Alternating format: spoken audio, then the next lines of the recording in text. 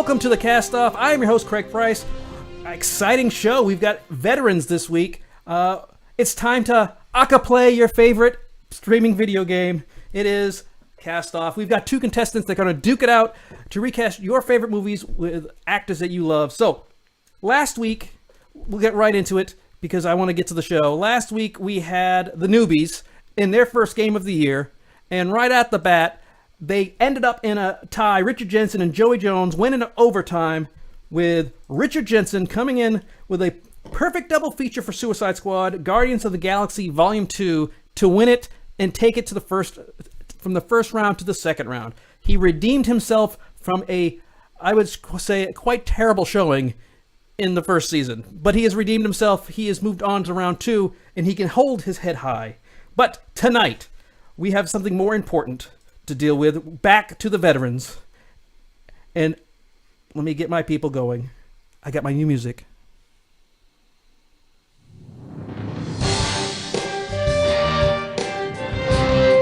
In this corner, for Game 3, Tracy Mangum from Movies That Make Us. And in this corner, Killing Dinosaurs, Steve Kondrick. Gentlemen, how are you?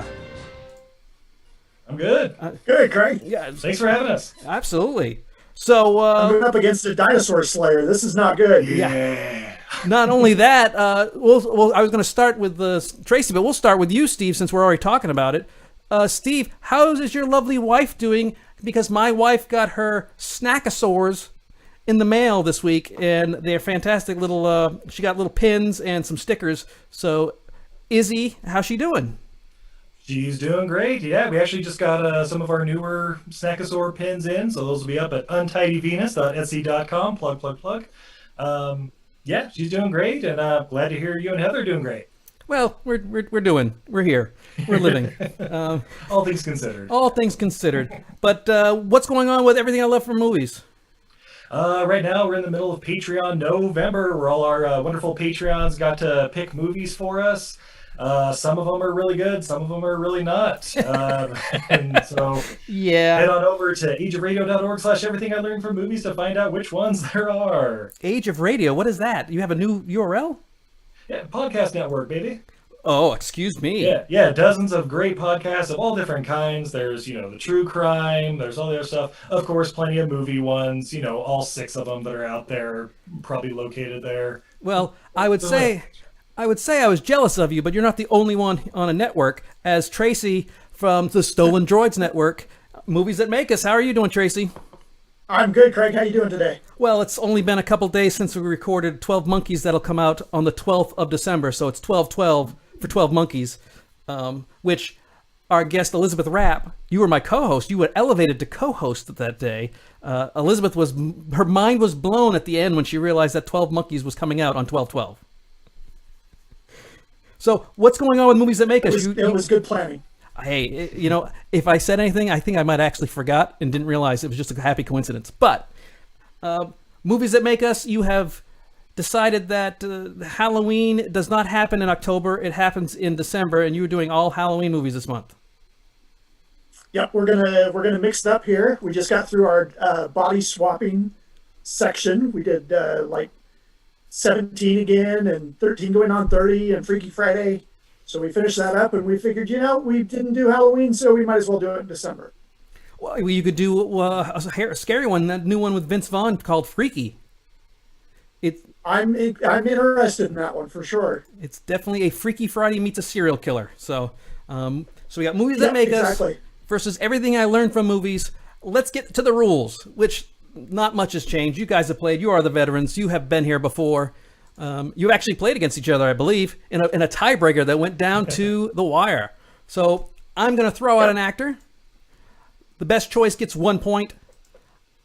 If someone gets my secret selection, which I will say right now, I did pick out the characters, but I had my wife validate them because I did not watch this movie. I've never seen these movies. I think I'm in the same boat as Steve. Steve, have you ever seen these movies? Nope. I think I caught the last 10 minutes of number 2. I get the gist. Tracy, this was my first time. You did watch the movie, correct?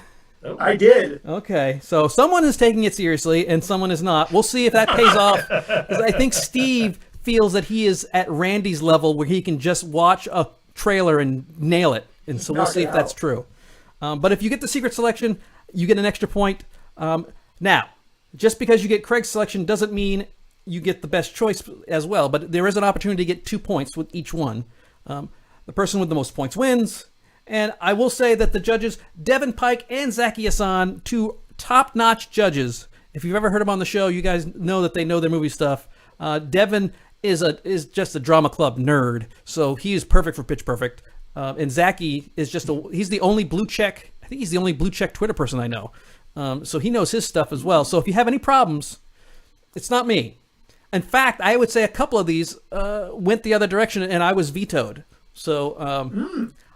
But they will be on in December because Zaki just did Back to the Future with us, which will come out in December. And Devin Pike is going to be right after Thanksgiving. We did the Manchurian Candidate. So look for those two in the next couple weeks. If there is a tie, we go to the double feature to win. And I will get to those rules when and if we need them. Just a reminder that, like every show, is being brought to you by Matinee Heroes. This week, Tracy, your good buddy, James Owen, is on the show to talk about young Sherlock Holmes. He's got a new book out called The Dragon Knight, which we will be pimping like anything. So please, if you want, go to matineeheroes.com, subscribe to the podcast. While you're there, you can go to matineeheroes.com/castoff and you can subscribe to the video stream. But we've got a game to play. Are you guys ready? Let's do this. We have Pitch Perfect.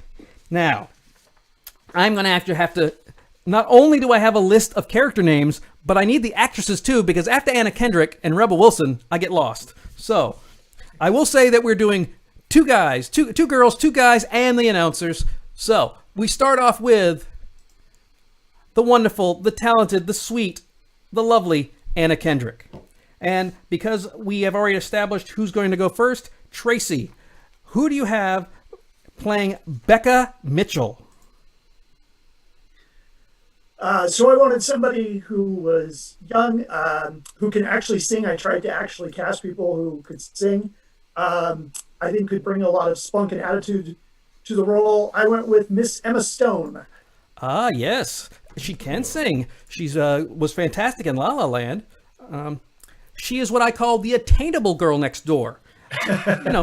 She's beautiful. She's stunning. When you see her, you go, "Oh my God, she's beautiful." But if you had a drink or two, you'd go up and go ask her out. Where Charlize Theron, you got to have a couple drinks, and you got to hope she's had a couple drinks because you're not gonna be able to get the gumption up. It's called the Seth Rogen approach. Yes, that's why I never watched that movie. No way she's gonna be with Seth Rogen. I have too much. I love her too much to think that she would stoop that low for Seth Rogen. All right. So she's been in Superbad. She was Gwen Stacy in The Amazing Spider-Man.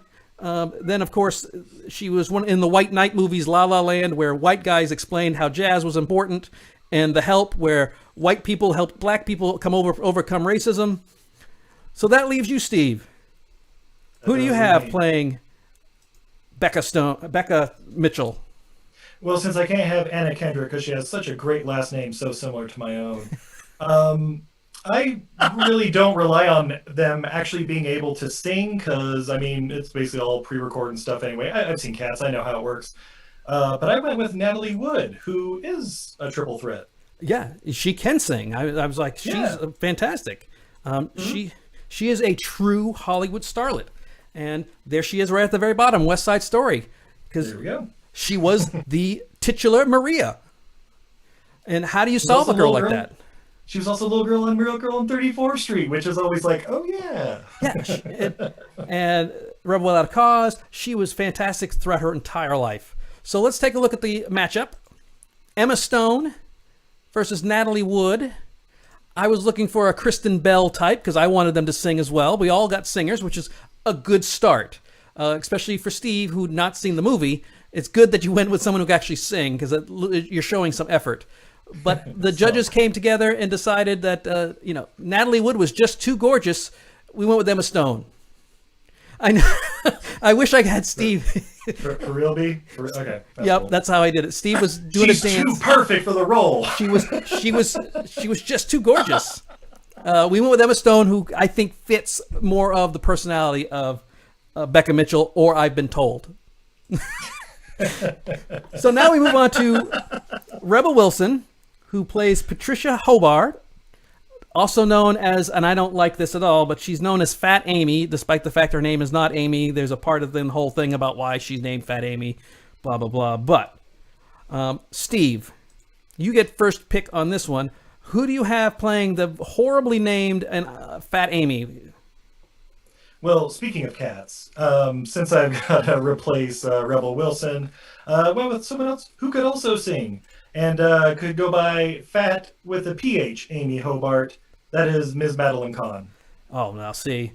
Now we're talking. You've got some old school. I'm shocked. You're doing some old school stuff because This is good. She's what we call a comedy goddess. Yeah. She's amazing at everything she's ever done. Blazing Saddles, Young Frankenstein, The Muppet Movie, which we did here at Matinee Heroes. So you can go to matineeheroes.com and look in our back catalog and see where we covered that. That one's a good one, Steve. Tracy, what do you got to back that one? You sound surprised. Since you haven't seen the movie, That one's I a am. tough one. That one's really good. That's what I meant. Tracy?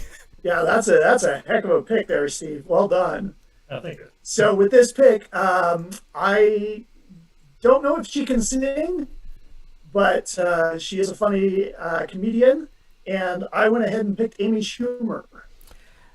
So it really was just a matter of you look down, you said, oh, she plays Fat Amy.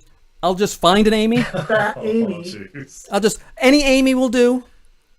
And she hasn't had much of a film career. I think most people know her as a stand-up comedian where she got Inside Amy Schumer, but she's only been in, as far as, major parts, Trainwreck, which was a great movie, but I like Bill Hader more than I liked her in that movie. And then the ill-named Snatched, which I don't know what that's all about. So let's go to the board here. We got Madeline Kahn, Amy Schumer. I also picked Amy Schumer because I am also lazy, but my wife told me it should either be Mindy Kaling or Amy Schumer, and I thought Amy Schumer would probably fit it better. But when I also talked to the judges, we also all decided on Amy Schumer. So Tracy, you have taken a commanding 3-point lead. I'm surprised. That Madeline Kahn pick is genius. It is Right. good. It's so I am not surprised. I'm just going to throw that out there. So now I'm going to get to Anna Camp as Aubrey Posen. And if you know this picture, this is right before she threw up in the movie, because that's the only way. That's the only way I know her. Is that there's a GIF of her throwing up on the internet. Projectile vomit. Yes. So Tracy, who do you have playing the? I guess she'd be more of the waspy, uptight co-leader, along with Anna Kendrick. She's like the co-leader. Yeah. So she's kind of the leader, kind of waspy, kind of prickly, wants things done her way, very uptight. She accepts more of Anna Kendrick later in the film. So I went ahead and cast the really talented Judy Greer. Absolutely. Oh, yes. I think she's now America's sweetheart because I almost got violently ill when she almost got killed in Halloween. I was really mad through most of the end of that movie thinking she was going to die. But she was in Three Kings, which we did here at Matinee Heroes. She was in Dawn of the Planet of the Apes, which we did here on Matinee Heroes. She is great on Archer, which I don't have on the list because this is all movies that she's been in. But Judy Greer has come on strong in the last 15 years. I think she's fantastic in almost everything she does, even when she's got a small part like Ant-Man. Steve. Yeah, or Arrested Development. Oh, that's true too. Oh yeah. Steve, you must be near Christmas lights because you keep changing from light to red. I don't know if you're getting mad or you're just getting shocked, but No. No, I'm kidding. Well, yeah, for my pick, having not seen the movie, I assume, yeah, kind of prissy, but still kind of endearing, just kind of in a ditzy way. And I thought, who's a great actress who may or may not be able to sing? I never really checked. I went with Natalie Portman. I think she fits that mold quite well. We know she can dance. We saw Black Swan. That's a good. Yeah. She's been around forever too. She's like Natalie Wood. So you are getting like child actresses that have had long careers, because she was like 9 in Leon the Professional. We saw her in Heat, which we did here at Matinee Heroes. She won an Oscar in Black Swan, and not only was she in the movie Thor, she's going to play Thor in the new Thor movie. It's not a spoiler alert. That's a selling point. I'm in. Love and Thunder. All right, so we've got Judy Greer versus Natalie Portman. I was looking for a younger Kristen Chenoweth. If you don't know her, she is the tiny, but super talented, but also she can be a little bit prissy singer. And so our judges went with Judy Greer. This is getting ugly. But I'm gonna get a point, damn it. well, you can still win it with a sweep, or a sweep with a couple with a couple of your picks. with a couple of my picks. It's still possible. But I guess this is starting You're saying there's a chance. There's more than a chance. There's literally 8 points still on the board. See, there you go. I repose it. I picked Jeff Bridges. Got the same amount of points. Well, yeah. Well, now we get to Skylar Astin as Jesse Swanson. So I didn't see the movie, so I'm assuming he plays Anna Kendrick's on again, off again, will they, won't they boyfriend kind of situation, right? Very nicely done. Yes, indeed. What do you mean nicely done? It's a cookie cutter. It's what we call a stereotype rom-com. So I'm trying to give you some credit here. that's all right. Don't give me credit for stupid stuff. That was an easy slam dunk. So, Steve, who do you have playing the lead guy? Well, for what I assumed was the effeminate guy from Hamlet 2, but apparently his name's Skylar Astin. I went with Paul Rudd because he's great in everything, and I just like to see him on screen. Yes, he is. I like that pick. Super handsome. He's ageless, so if they do a Pitch Perfect 9, he can still show up, and he won't have aged a day. So let's go on to Tracy. That's a really good pick. Tracy, what do you got? I like that one a lot. This one, I went back to somebody that I think that I know actually can sing. Somebody who's got great comedic timing that I thought would play well with Emma Stone. I went with Mr. Zachary Levi. Oh, yes. Fan X alum. The Smolder. Yeah, Fan X alum. I've had a chance to meet him. He's a real nice guy. I call him the charming man-child because nice. he is always a kid, even though he's like 9 foot tall. He's like you, Steve. He's like 9 feet tall. His face can cut paper because he's so gorgeous and sharp. But he's in Shazam, Tangled, so he can sing. But don't forget, he was in Big Mama's House too. So even he has mistakes in life. So we've got Paul Rudd, Zachary Levi. I'm looking for a Joseph Gordon-Levitt type because he can sing, and he's a drama club dude. Yep. Steve, you are on the board. Oh! Hey! The comeback starts now. Well, let's move on to... All right. I am not a big Adam Devine fan. He plays a guy called Bumper Allen. Yep. It sounds like someone you'd meet at a gas station down at the Holler. So I'm not quite sure. So let me guess. He plays Rebel Wilson's boyfriend-ish guy who they fight a lot, but it's endearing. No, but that's not a bad guess. Okay. He is the head of a rival a cappella group on campus. Oh, so it's all guys versus girls and everything. I thought they were just the guy group. Oh, good. I like that. Those are all guys. Then there's some all girls, and then there's some that are mixed. Oh, see, they spice it up a little bit. Ooh, how progressive. Ooh, So who do you have playing? Again, he's a bell end, as they say. Who do you have playing Bumper Allen? I'm with you. I'm not an Adam Devine fan. I don't think he's funny. So I went with somebody that I thought would be fun role that could pull it off. I went with Jason Schwartzman. Now there you go. Now I don't know if he can sing, but he is He's a Wes Anderson darling.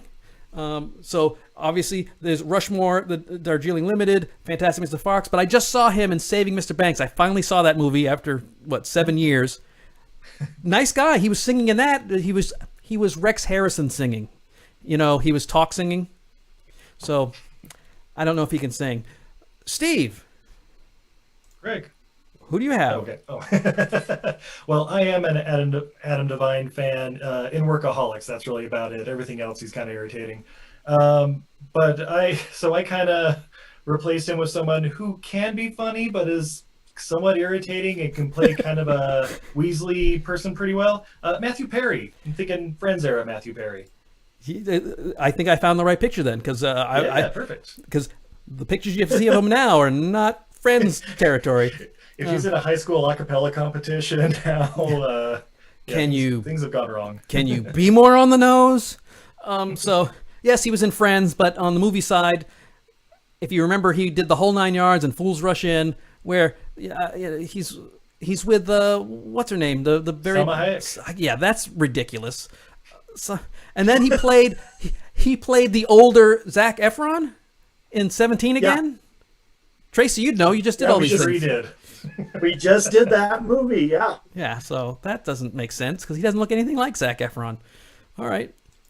So, Jason Schwartzman, Matthew Perry. I'm looking for a Michael Cera type who can actually sing, I found out. I didn't know that. Oh, really? Yeah. I'm almost everyone I have here can sing except Amy Schumer. I don't know if she can sing or not. And the judges went with Jason Schwartzman. Well, now it's getting into desperation time. Because comes the sweep. because there is a potential of 4 points on the board. You need 4 points to tie. So you need to find your inner Craig and your inner judge, because you got to figure out, is it going to be something I like? And if it is, it's going to be something I like and the judges like. So let's go walking down. Are you ready for this, Steve? I'm ready to pick something even better than either, and they'll admit it and still give the points to somebody else. Yes, I'm ready for this. Let's do it. So who's this for? John Smith? This is for John Smith. We got the two announcers. There we go. Played by the amazing John Michael Higgins, and we've got, of course, Elizabeth Banks. But we're going to start with John Michael Higgins. His character, John Smith, the most generic name in all of cinema, John Smith. So, Steve, who do you have that I will just fall in love with and give you the point? I think you know who it's going to be. It's going to be Sir Nicolas Cage. Yes. Didn't have him playing like Bumper Allen or anybody else. He definitely wasn't going to be, Fat Amy Hobart or whatever. So he's got to be John Smith. And trust me, who I'm pairing him with, you will want to watch. Well, as I put here, he's known for being Steve's hero. Oh, there he is. Look at that goddess.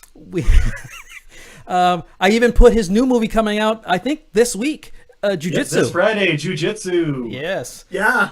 From the director of Kickboxer Retaliation. I will spoil one of our 12 Monkeys recast. I recast Brad Pitt as a young Nicolas Cage, just for you, Steve. Just because I knew you'd like it, so shout out to you. God knows he needs the work. Is he paid his I taxes almost off? did. Yeah, he's paid off his taxes, right? Well, yeah, now he just needs money. Gotta be close. Got to pay for those dinosaur bones. So, Tracy, who do you got that is better than Nicolas Cage?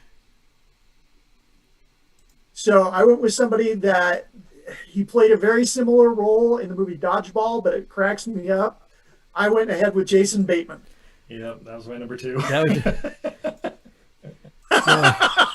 All right. So we all know him from Arrested Development, Horrible Bosses, of course, Teen Wolf 2. Who can possibly replace Michael J. Fox? Well, Jason Bateman can. And so let's go to the tote board. We've got Nicolas Cage. We've got Jason Bateman. I chose... Well, the judges chose Jason Bateman. I chose Fred Willard. And that means, Tracy, you have won. There is no mathematical way, just like Donald Trump, there's no mathematical way to win unless we... I do not concede.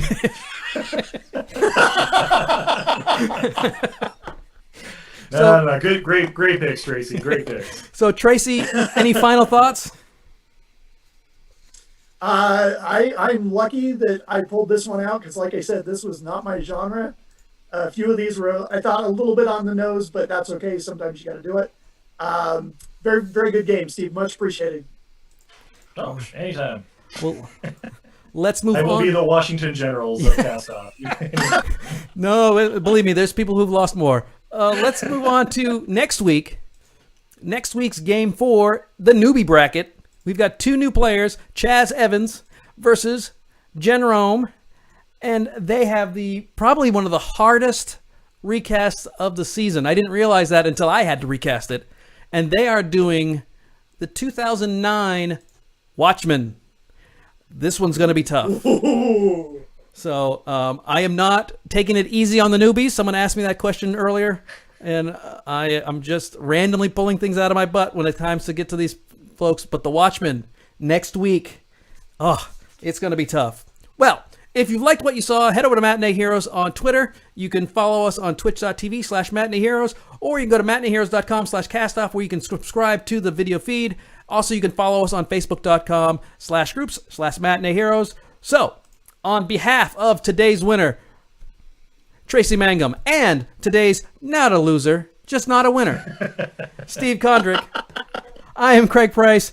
Thank you for watching. We really appreciate it. We'll see you next week.